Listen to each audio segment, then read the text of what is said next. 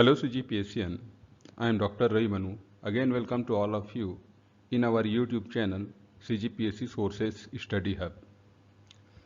Dear student, in our previous video we are explaining the basic introduction of the समाज शास्त्र का अर्थ, उपयोगिता, महत्व, प्रकृति, विषय वस्तु एवं क्षेत्र. And also we describe प्राथमिक अवधारणाएं, समाज और समुदाय. हम प्राथमिक अवधारणाओं के नेक्स्ट टॉपिक समिति, संस्था, सामाजिक समूह, जन रीतियाँ और लोकाचार की चर्चा करेंगे. एग्ज़ाम के पॉइंट ऑफ व्यू से यह महत्वपूर्ण टॉपिक है. So you can update all this information in your notes and continuously write well for the CGPSC mains. Okay, let's start the video. First we describe the brief introduction about समिति. समिति किसी विषय पर विचार के लिए बनाया गया लोगों का एक समूह है जिसके एक या अधिक उद्देश्य होते हैं और साथ ही इसकी अपनी एक कार्यशैली और कार्यकारिणी भी होती है. मैकाइवर और पेज के अनुसार जब कोई समूह किसी सामान्य उद्देश्य से या उद्देश्यों के समूह को प्राप्त करने के लिए आपस में संगठित हो जाते हैं तो उसे समिति कहा जाता है. फॉर एग्जाम्पल, व्यावसायिक संघ, शैक्षणिक संघ, क्लब, दुर्गोत्सव समिति, गणेश समिति, ये सब समिति की एग्जाम्पल हैं. अगला है समिति की विशेषता और महत्व.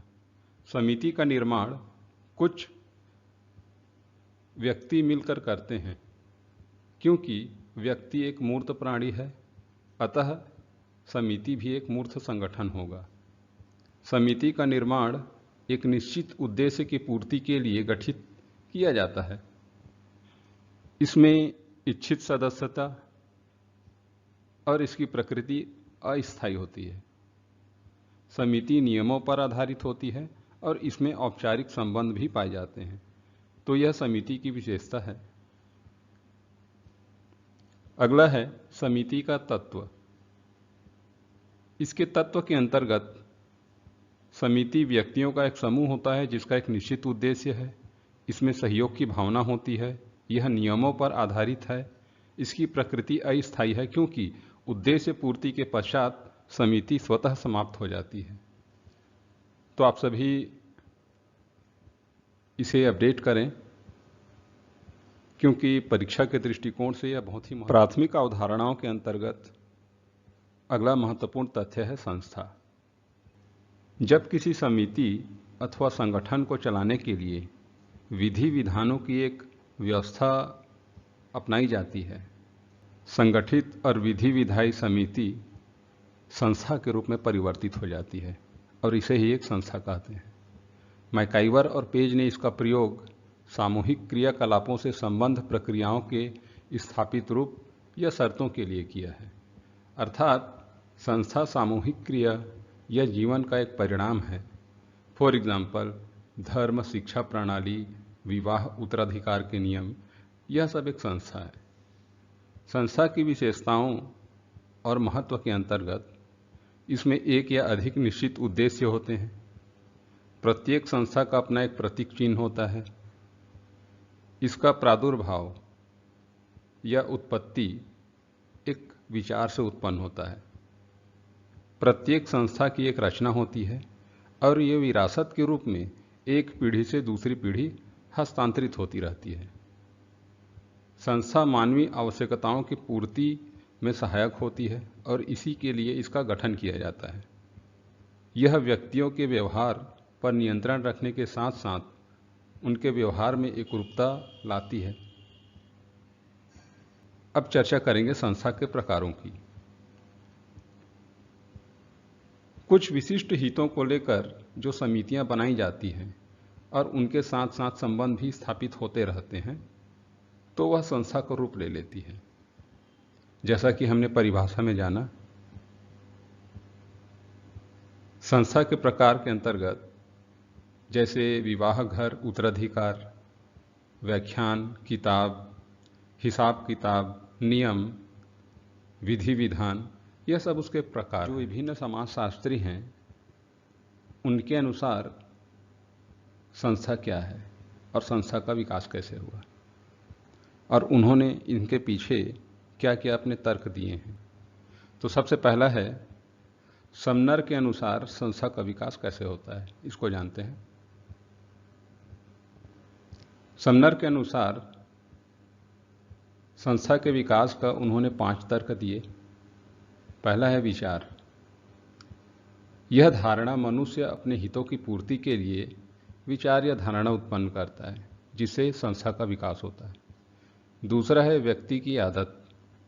जब कोई व्यक्ति कोई कार्य करता है तब यह क्रिया तथा इस क्रिया को बार बार दोहराने से आदत का उसका निर्माण होता है और इससे संस्था का विकास होता है। तीसरा है समूह की आदत, जिसे जन रीति भी कहते हैं, जिसके बारे में विस्तृत रूप से आगे चर्चा की जाएगी। जब कोई व्यक्ति किसी तरीके से अपनी आवश्यकता आपूर्ति में सफल हो जाता है तब इसे समूह द्वारा अपना लिया जाता है और इसकी पुनरावृत्ति बार बार होती रहती है, तो यह एक समूह की आदत बन जाती है और यही आदत जन रीति कहलाती है। चौथा है प्रथा। जब कोई क्रिया एक पीढ़ी से दूसरी पीढ़ी हस्तांतरित होती है तब यह प्रथा का रूप ले लेती है और इसी से संस्था का विकास होता है। पांचवा है लोकाचार। प्रथा में जब सामाजिक कल्याण की भावना उत्पन्न हो जाती है तब यह प्रथा लोकाचार का रूप धारण कर लेती है और इससे संस्था का विकास होता है। तो यह समनर के अनुसार संस्था का विकास था, जो उन्होंने तर्क दिए अपने। अब हम चर्चा करेंगे मैकाइवर और पेज ने संस्था के विकास और संस्था के बारे में क्या अपने तर्क दिए हैं। उन्होंने कहा है, हम समितियों के सदस्य होते हैं, संस्थाओं के नहीं। तो चलिए उनके विचार को समझने का प्रयत्न करते हैं। समिति से मनुष्य एक संगठित समूह का बोध होता है, जबकि संस्था से एक कार्य प्रणाली का। तो यह समिति और संस्था में अंतर हो गया। उद्देश्यों की प्राप्ति के लिए जब कोई संगठन बनाया जाता है तो इसके कार्य के संचालन के लिए कुछ नियम, विधि विधान, कार्य प्रणाली भी विकसित हो जाती है, जो संस्था कहलाती है। इस प्रकार किसी व्यवस्था पर संगठित समूह के रूप में जब विचार करते हैं तो वह समिति हो जाती है। लेकिन यदि कार्य प्रणाली के रूप में अगर हम विचार करें तो वह संस्था कहलाती है। उदाहरण के लिए विद्यालय समिति और संस्था दोनों ही हैं। शिक्षक अन्य कर्मचारियों की दृष्टि से विचार करते हैं तो यह समिति है, जिसके कुछ उद्देश्य होते हैं और इन उद्देश्यों की पूर्ति के लिए विद्यालय की अपनी एक स्थापित कार्य प्रणाली है, जिसके अंतर्गत शिक्षण पद्धति, समय सारणी, आचरण, नियम आदि आते हैं। जब यह सम्मिलित हो जाता है तो यह संस्था कहलाता है। व्यक्ति मनुष्यों के समूह का सदस्य हो सकता है, लेकिन नियमों, कार्य प्रणाली, व्यवस्था का नहीं। तो इस प्रकार स्पष्ट है, हम समितियों के सदस्य होते हैं, संस्थाओं के नहीं। तो यह था मैकाइवर और पेज के अनुसार समिति और संस्था में कुछ महत्वपूर्ण अंतर जो उन्होंने स्पष्ट किया। द नेक्स्ट टॉपिक इज सामाजिक समूह। मैकाइवर और पेज के अनुसार समूह से तात्पर्य मनुष्य के ऐसे संग्रह से है जो एक दूसरे के साथ सामाजिक संबंध बनाते हैं और साथ में मिलकर क्रियाकलाप करते हैं।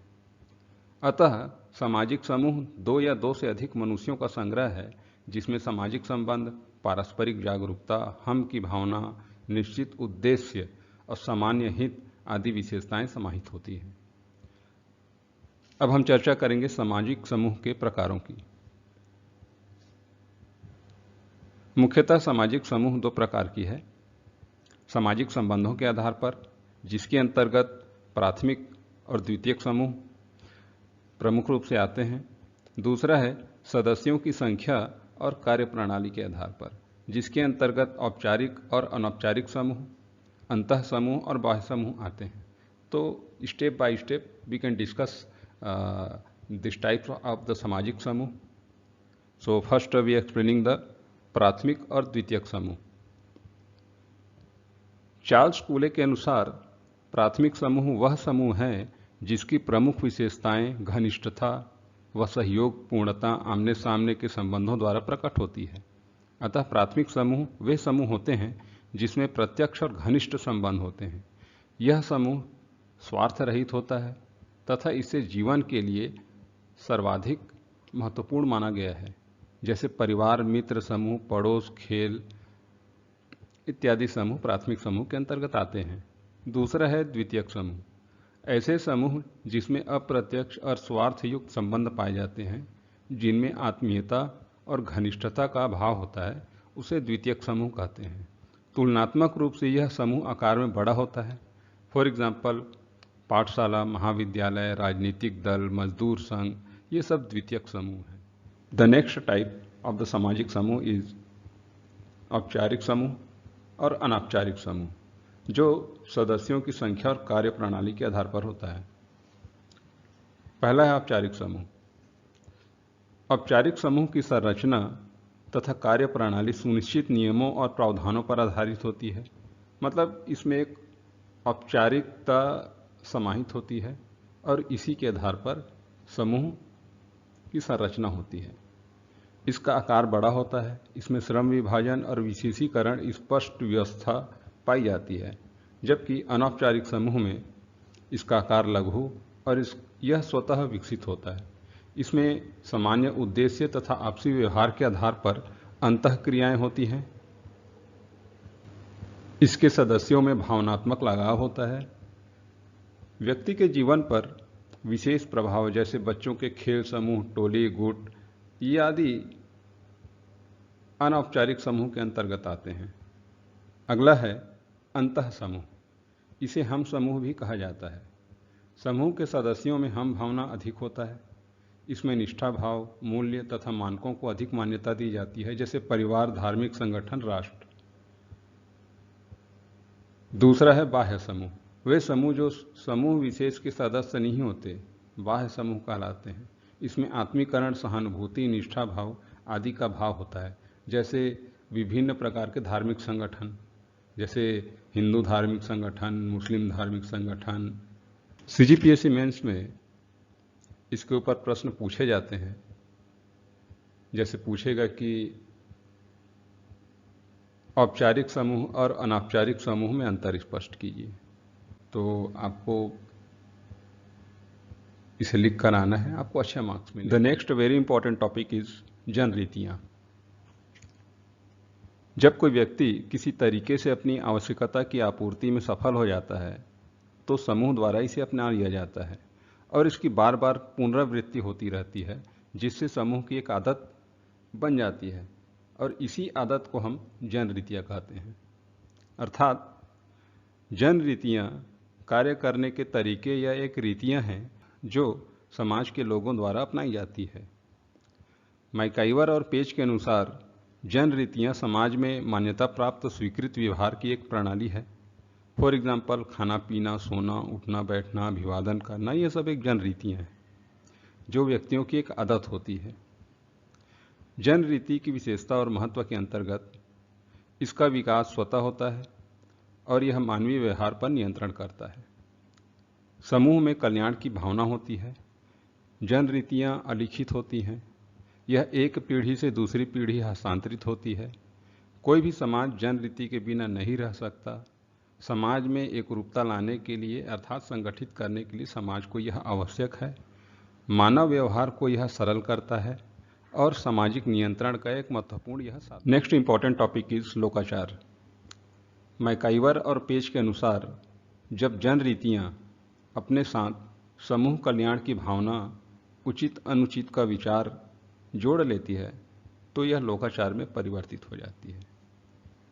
लोकाचार के उल्लंघन पर समूह द्वारा आलोचना और दंड दिया जाता है। फॉर एग्जाम्पल संपत्ति उत्तराधिकार के नियम, विवाह प्रथा, मृत्यु भोज, यह सब एक लोकाचार है। लोकाचार की विशेषता और महत्व के अंतर्गत इसका विकास स्वतः होता है। इसमें समूह कल्याण की भावना और नैतिकता का अंश समाहित होता है। सामाजिक नियंत्रण का यह भी एक साधन है। किसी व्यवहार की वैधता अवैधता का यह निवारण करता है। निजी व्यवहारों को यह निश्चित करता है, सामाजिक कल्याण और नैतिक मूल्य को यह प्रोत्साहन देता है। सीजीपीएससी मेंस में मुख्यतः जन रीति और लोकाचार में अंतर पूछा जाता है, जो जनरली 2 नंबर का होता है। तो चलिए चर्चा कर लेते हैं इसमें क्या क्या प्रमुख अंतर हैं। ऐसे तो आप इसकी विशेषता को देखकर भी अंतर लिख सकते हैं, लेकिन फिर भी हम चर्चा करेंगे इसके बारे में। जन रीति व्यवहार के एक सामान्य नियम है, जबकि लोकाचार जन रीति के साथ साथ समूह कल्याण की भावना उसमें निहित हो जाती है। जन रीति की प्रकृति व्यक्तिक होती है, जबकि लोकाचार की प्रकृति सामूहिक होती है। जन रीति का विकास समूह की पुनरावृत्ति से होता है, जबकि लोकाचार का विकास जन रीति से होता है। जन रीति कम स्पष्ट और लचीला होता है, जबकि लोकाचार अधिक स्पष्ट, दृढ़ और कठोर होता है।